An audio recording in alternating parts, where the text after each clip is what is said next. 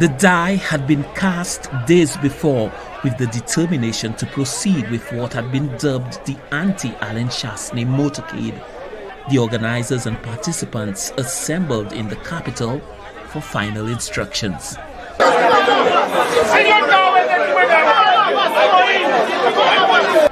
But the event did not receive the go-ahead from the relevant authorities. These are extraordinary times with the state of emergency in place, effectively suspending normal rights and privileges. The police were out in force. One of the organizers, talk show host and former parliamentarian Richard Frederick, following consultation with the police, called off the event and asked the crowd to disperse, considering he had not been given the permission to proceed with the motorcade. Mr. Richard, what's going to happen now? I don't know. The police have put up a lot of resistance. I am not about to do anything to force them to break the law. Because they want to break the law. So I don't have a choice but to comply because they have to seize the equipment.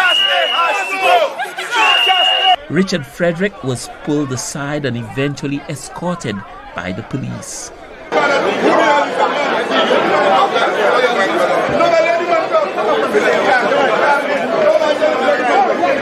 He later emerged on social media to say it is well with his soul. As the organizer of what is undoubtedly an anti-Chastanet movement, I complied fully with the police. I did whatever they asked me to do because I always, sometimes we mess up, it's no fault of ours, but I always try my utmost to operate within the perimeters of the law. And the deputy told me, look, Richard, you're the one that everybody's gravitating towards, so let's get out of here. So that video you all may see with me entering his vehicle, it is not anything wrong he had done to me. He asked me to just get out so that persons can at least disperse. So out of an abundance of caution and of course trying my utmost to cooperate with the police, which is what I always do, I went into his vehicle and it took me into another vehicle and I left. Christopher Hunte, a well-known critic of the government and considered to be one of the organizers of the motorcade, was not so lucky. He had sensed that his arrest was imminent. See my insurance. They wanted to make sure I had my insurance because they've been given orders to arrest me. The police stopped him for a second time and decided to arrest him. Canaries marked the end of the road for Christopher Hunte. He inquired of the arresting officer the reason for the actions against him. So I'm the leader of an unlawful protest. How am I protesting? I'm complying. I'm asking, how am I the leader of an unlawful protest? If you saw me in the vehicle and until you realize I was sitting in the back seat of the vehicle drinking water, how did you know, what was I doing that was even demonstrable to you? So can you just come with us? No, I'm going to come with you. I'm just asking you.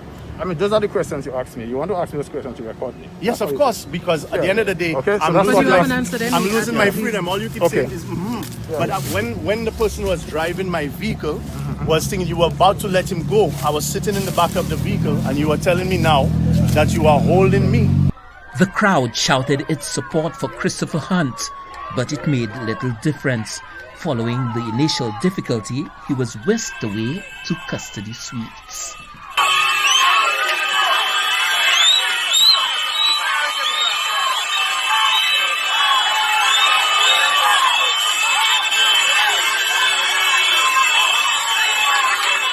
The protesters say they were frustrated at every point by the police, but that did not stop their progress.